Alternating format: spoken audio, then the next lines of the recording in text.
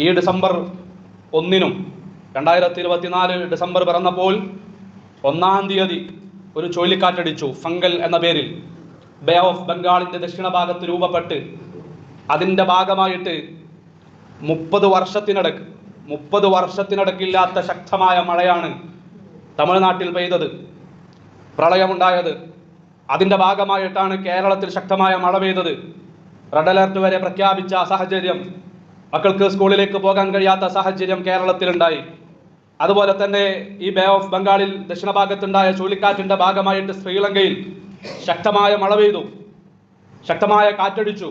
പ്രിയമുള്ള സഹോദരങ്ങളെ, വിശ്വാസികളെ, നമ്മൾ മനസ്സിലാക്കേണ്ടത് ഇന്ത്യയിലും ശ്രീലങ്കയിലുമായിട്ട് 19ഓളം ആളുകൾ മരണപ്പെട്ടു എന്ന റിപ്പോർട്ട്. അതുപോലെ തന്നെ ഒരുപാട് നാശനഷ്ടങ്ങളുണ്ടായി, ഒരുപാട് പ്രയാസങ്ങൾ അനുഭവപ്പെട്ട ഈ ഒരു സാഹചര്യം.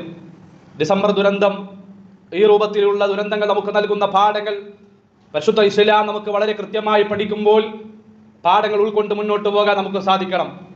എപ്പം മരിച്ചാലും ഈമാനോടുകൂടി മുഅ്മിനായിട്ട് ജീവിച്ച് മരിക്കാൻ നമുക്ക് സാധിക്കണം. അല്ലാഹു സുബ്ഹാനഹു വ തആല നമുക്കെല്ലാം തൗഫീഖ് നൽകി അനുഗ്രഹിക്കട്ടെ.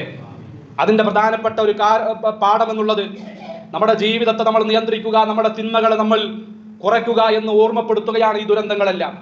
പരിശുദ്ധ ഖുർആൻ സൂറത്ത് അഅറാഫിലെ 96-ാമത്തെ ആയത്തിലൂടെ നമ്മളെ പഠിപ്പിക്കുകയാണ്. ഈ രൂപത്തിൽ ശിക്ഷകൾ അല്ലാഹു നൽകിയിട്ട്, ഈ രൂപത്തിൽ പ്രയാസങ്ങൾ അല്ലാഹു നൽകിയിട്ട് മുമ്പ് കഴിഞ്ഞു പോയ സമുദായങ്ങൾ അല്ലാഹു നശിപ്പിച്ചിട്ടുണ്ട്. അല്ലാഹു പറയുകയാണ്, വലോ അന്ന അഹ്ലൽ ഖുറ, ആ ആളുകൾ മുമ്പ് കഴിഞ്ഞു പോയ ഈ രൂപത്തിലുള്ള ശിക്ഷകൾക്ക്, ദുരന്തങ്ങൾക്ക് വിധേയമായ ആളുകൾ, അവർ ആമനു വിശ്വസിച്ചിരുന്നുവെങ്കിൽ, അല്ലാഹുവിൽ ശിർക്കില്ലാതെ കുഫറില്ലാതെ അല്ലാഹുവിനെ ശരിയായ രൂപത്തിൽ അവർ വിശ്വസിച്ചിരുന്നുവെങ്കിൽ, വത്തഖൗ, തന്റെ സൃഷ്ടാവിനെ സൂക്ഷിച്ചുകൊണ്ട് അനുസരിച്ചുകൊണ്ട് അവർ ജീവിച്ചിരുന്നുവെങ്കിൽ, ലഫതഹനാ അലൈഹിം ബറകാത്തിൻ മിനസ് സമാഇ വൽ അർള്, അവർക്ക് ആകാശത്തിന്റെയും അതുപോലെ തന്നെ ഭൂമിയുടെയും ബർക്കത്തിന്റെ കവാടം നാം അവർക്ക് തുറന്നു കൊടുക്കുമായിരുന്നു എന്ന് പരിശുദ്ധ ഖുർആൻ സൂറത്ത് അഅറാഫിലെ 96-ാമത്തെ ആയത്തിലൂടെ നമ്മളെ പഠിപ്പിക്കുകയാണ്. ആകാശത്തിന്റെ ബർക്കത്തിന്റെ കവാടം നമുക്ക് തുറക്കപ്പെടണമെങ്കിൽ, ഭൂമിയുടെ ബർക്കത്തിന്റെ കവാടം നമുക്ക് തുറക്കപ്പെടണമെങ്കിൽ, അല്ലാഹുവിന്റെ കാരുണ്യം നമുക്ക് ലഭിക്കണമെങ്കിൽ, ഔദാര്യം നമുക്ക് ലഭിക്കണമെങ്കിൽ വിശ്വാസികളാകണം, മുത്തഖീങ്ങളാകണം എന്നതാണ് അല്ലാഹു പഠിപ്പിക്കുന്നത്. ഇത് മുമ്പ് കഴിഞ്ഞു പോയ ചില ആളുകൾക്ക് ഉണ്ടായിരുന്നില്ല, അതുകൊണ്ട് അവർക്ക് അല്ലാഹുവിന്റെ ബർക്കത്ത് ലഭിച്ചില്ല. മറിച്ച് അല്ലാഹു സുബ്ഹാനഹു വ തആല പഠിപ്പിക്കുകയാണ്, വലാകിൻ കല്ലബു, അല്ലാഹുവിനെ അവർ കളവാക്കിയപ്പോൾ ഫഅഖദനാഹും, ജലപ്രളയം നൽകിയിട്ടും ശക്തമായ കാറ്റ് കൊടുത്തിട്ടും പല രൂപത്തിലുള്ള ശിക്ഷകൾ നൽകിയിട്ട് അല്ലാഹു ആ സമുദായങ്ങളെ പിടിച്ചു. ബിമാ കാനൂ യക്സിബൂൻ, അവർ സമ്പാദിച്ചതിന്റെ ഫലമായിട്ടാണ് ഇത്തരം ദുരന്തങ്ങൾ അവർക്ക് നൽകിയത് എന്ന് പരിശുദ്ധ ഖുർആൻ ഇത് നമുക്ക് നൽകുന്ന താക്കീതാണ്. പ്രിയമുള്ളവരെ, അവിടെ ചുഴലിക്കാറ്റ്, ഇവിടെ ജലപ്രളയം, അപ്പുറത്ത് വേറെ ഒരു പ്രതിസന്ധി, ഈ രൂപത്തിലുള്ള വാർത്തകൾ നമ്മൾ കേൾക്കുമ്പോൾ നമ്മൾ ഇതിൽ നിന്ന് പാഠം ഉൾക്കൊള്ളണം. നമ്മുടെ സമുദായം തെറ്റുകൾ അധികരിക്കുമ്പോഴാണ് ഈ രൂപത്തിൽ അല്ലാഹു നമുക്ക് ഈ രൂപത്തിലുള്ള ശിക്ഷകൾ നൽകുന്നത് എന്ന പാഠം ഉൾക്കൊള്ളാൻ നമുക്ക് സാധിക്കണം. നമുക്കൊരു പരലോകം വരാനുണ്ട്, സ്വർഗം വരാനുണ്ട്, നരകം വരാനുണ്ട്, വിചാരണയുടെ ലോകമുണ്ട് എന്ന ബോധ്യത്തോടെ ജീവിതത്തെ നിയന്ത്രിക്കാൻ സമയമായിട്ടുണ്ട് എന്നതാണ് ഇതെല്ലാം നമുക്ക് ഓർമ്മപ്പെടുത്തുന്നത്. അല്ലാഹു നമ്മളെ എല്ലാം അനുഗ്രഹിക്കട്ടെ. അതുപോലെ തന്നെ നമുക്ക് കിട്ടേണ്ട രണ്ടാമത്തെ പ്രധാനപ്പെട്ട പാഠം എന്നുള്ളത്, ഇത്തരം ദുരന്തങ്ങളിൽ നിന്ന് നമ്മൾ പഠിക്കേണ്ടത് പ്രകൃതിയെ നമ്മൾ സംരക്ഷിക്കുക എന്നുള്ളതാണ്. ബുദ്ധി നൽകി, വിവേകം നൽകി, ചിന്തിക്കാനുള്ള കഴിവ് നൽകി അല്ലാഹു സുബ്ഹാനഹു വ തആല ഭൂമി ലോകത്തേക്ക് പറഞ്ഞയച്ച നമുക്ക് മാത്രമേ അതുള്ളൂ, നമുക്ക് മാത്രമേ അത് അവകാശപ്പെടാനുള്ളൂ. അല്ലാഹു ഒന്നും അറിയാത്തവനായിട്ടാണ് ഈ ഭൂമി ലോകത്തേക്ക് നമ്മൾ അയച്ചത്. ലാ തഅലമൂന ശൈഅ, ഒന്നും നമുക്കറിയില്ലായിരുന്നു, പിന്നീട് നമുക്കെല്ലാം അറിയുന്ന ഒരു അവസ്ഥയിലേക്ക് അല്ലാഹു നൽകിയത്, എത്തിച്ചത് എന്തിന്റെ പേരില? ചിന്തിക്കാനുള്ള കഴിവ് നമുക്ക് മാത്രം അല്ലാഹു നൽകി. ഇതിന്റെ ഉത്തരവാദിത്തം, പ്രകൃതിയെ സംരക്ഷിക്കേണ്ട ഉത്തരവാദിത്തം അല്ലാഹു നമുക്ക് നൽകിയിട്ടുണ്ട്. പക്ഷെ നാം പ്രകൃതിയെ നശിപ്പിച്ചുകൊണ്ടിരിക്കുകയാണ്. പ്രകൃതിയെ സംരക്ഷിക്കേണ്ട പ്രകൃതിയെ നമ്മൾ നശിപ്പിച്ചുകൊണ്ടിരിക്കുകയാണ്. അതുകൊണ്ടാണ് ഇത്തരം ദുരന്തങ്ങൾ അനുഭവിക്കാനുള്ള ഒരു പ്രധാനപ്പെട്ട കാരണമായിട്ട് നമ്മൾ മനസ്സിലാക്കേണ്ടത്. മഹാനായ റസൂൽ സല്ലല്ലാഹു അലൈഹി വസല്ലം നമ്മളെ പഠിപ്പിച്ചത് എന്താ? റസൂൽ സല്ലല്ലാഹു അലൈഹി വസല്ലമയിൽ നിന്ന് നിസ്കാരം മാത്രമല്ല പഠിക്കാനുള്ളത്, റസൂൽ സല്ലല്ലാഹു അലൈഹി വസല്ലമയിൽ നിന്ന് നോമ്പ് മാത്രമല്ല നമുക്ക് പഠിക്കാനുള്ളത്, ആ രൂപത്തിലുള്ള ആചാരാനുഷ്ഠാനങ്ങൾ മാത്രമല്ല നമുക്ക് പഠിക്കാനുള്ളത്. ഈ രൂപത്തിൽ പലതും നമുക്ക് പഠിക്കാനുണ്ട്. പ്രകൃതിയെ സംരക്ഷിക്കണമെന്നും ചെടി നട്ടു വളർത്തണമെന്നും പ്രവാചകൻ പഠിപ്പിച്ചു. കൃത്യമായി നമുക്ക് കാണാൻ കഴിയും. മാമിൻ മുസ്ലിമൻ യഗ്രിസു ഖർസ, ഒരു മുഅ്മിനായ ഒരു മുസ്ലിമായ ഒരു മനുഷ്യൻ അവൻ ഒരു ചെടി നട്ടു, ഔ യസ്റഉ സർഅ, അതല്ലെങ്കിൽ അവൻ കൃഷി ചെയ്തു, അവൻ കൃഷി ചെയ്യുകയാണ്, ഫയഅകുലു മിൻഹു തയ്റുൻ, അവൻ കൃഷി ചെയ്ത അവൻ നട്ട ചെടിയിൽ കായ്കനികൾ ഉണ്ടായാൽ ആ കായ്കനികളിൽ നിന്ന് ഒരു പക്ഷി ആ പഴം കഴിച്ചു, ഔ ഇൻസാനുൻ, അതല്ലെങ്കിൽ ഏതെങ്കിലും ഒരു മനുഷ്യൻ കഴിച്ചു, ഔ ബഹീമ, അതല്ലെങ്കിൽ ഏതെങ്കിലും ഒരു മൃഗം കഴിച്ചു, ഇല്ലാ കാന ലഹു ബിഹി സദഖ, അതവർ കഴിക്കുന്നില്ല എങ്ങനെയായിട്ടല്ലാതെ, അതിനവന് പ്രതിഫലം സ്വതക്കയായി ലഭിച്ചിട്ടല്ലാതെ എന്ന് മുഹമ്മദ് മുസ്തഫ സല്ലല്ലാഹു അലൈഹി വസല്ലം ഈ ഒരൊറ്റ ഹദീസ് വെച്ചിട്ട് തന്നെ നമുക്ക് ഒരുപാട് ഖുത്ബകൾ പറയാനുണ്ട്. ഒരുപാട് ഖുത്ബകൾ ഈ ഒരൊറ്റ ഹദീസ് വെച്ചിട്ട് നമുക്ക് പറയാനുണ്ട്. നമ്മൾ എന്തെങ്കിലും ഒരു ചെടി വെച്ചാൽ ആ ചെടിയിൽ നിന്ന് ആരെങ്കിലും പറിച്ചു തിന്നാൽ നമുക്ക് വിഷമ, ഒരു ജീവി വന്ന് കഴിച്ചാൽ നമുക്ക് പ്രശ്ന, നമുക്ക് അതിന്റെ പേരിൽ വിഷമമാ. നീ വിഷമിക്കേണ്ടതില്ല. നീ ചെടി വെക്കണം, നീ മരം വളർത്തണം, നീ പ്രകൃതിയെ സംരക്ഷിക്കണം. അതിൽ നിന്ന് ആര് ഭക്ഷിച്ചാലും നിനക്ക് സ്വതക്കയുടെ കൂലിയാണ് എന്ന് കാരുണ്യത്തിന്റെ പ്രവാചകൻ മുഹമ്മദ് മുസ്തഫ സല്ലല്ലാഹു അലൈഹി വസല്ലം നമുക്ക് മാതൃക കാണിച്ചു തരികയാണ്.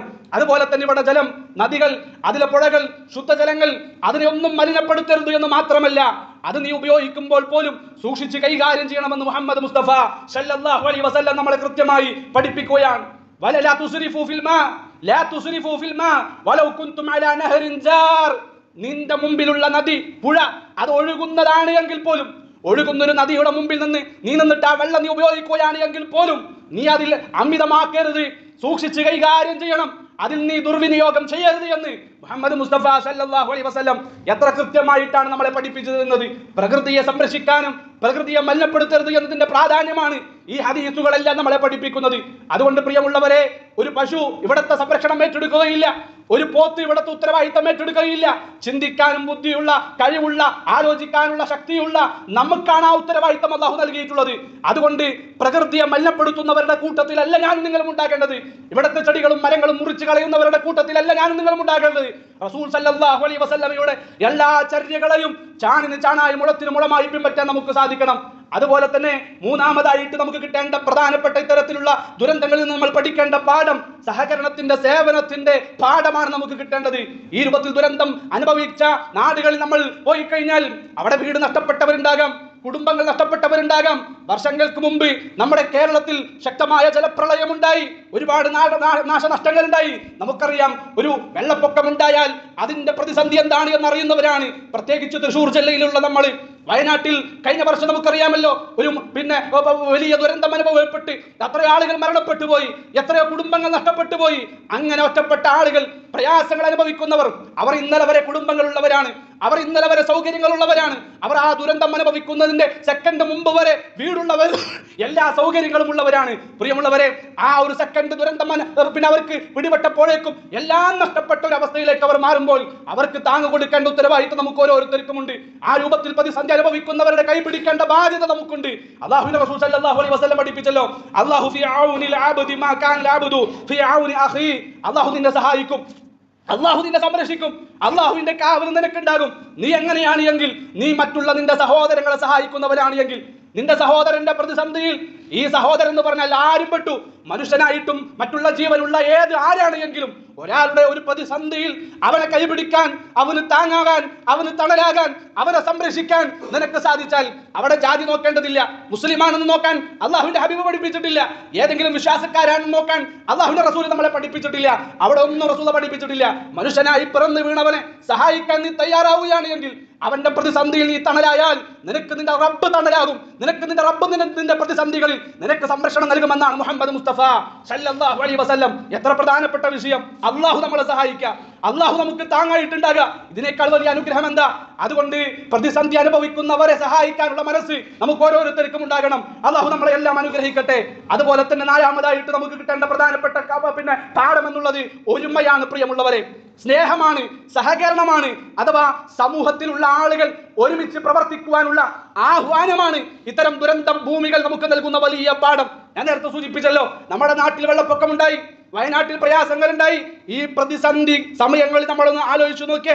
ഏതെങ്കിലും ഒരു മനുഷ്യൻ ഒഴുകിപ്പോകുന്ന സമയത്ത്, ഏതെങ്കിലും ഒരു മനുഷ്യൻ പ്രതിസന്ധി അനുഭവിക്കുന്ന സമയത്ത് അവന്റെ ജാതി നമ്മൾ നോക്കാറില്ല, അവന്റെ ആദർശം നമ്മൾ നോക്കാറില്ല, അവന്റെ നിറം നമ്മൾ നോക്കാറില്ല, ഒന്നും നോക്കാതെ സഹായിക്കുകയാണ്. അതുപോലെ തന്നെ ഈ സഹായിക്കുന്ന ആളുകളുടെയും അവസ്ഥ നോക്കിക്കഴിഞ്ഞാൽ ആ രൂപത്തിലാണ്.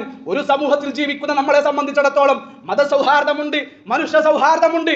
അത് അതിൻ്റെതായ നിലയ്ക്ക് തന്നെ മുന്നോട്ട് കൊണ്ടുപോകാൻ മനുഷ്യൻ എന്ന നിലയ്ക്ക് എല്ലാ രൂപത്തിലും സഹകരിച്ചുകൊണ്ട് ഒരുമയോടുകൂടി നമുക്ക് മുന്നോട്ട് പോകാൻ സാധിക്കണം. പ്രത്യേകിച്ച് ഈ ആധുനിക കാലഘട്ടത്തിൽ ഭിന്നിച്ചു നിൽക്കേണ്ടവരല്ല നമ്മൾ.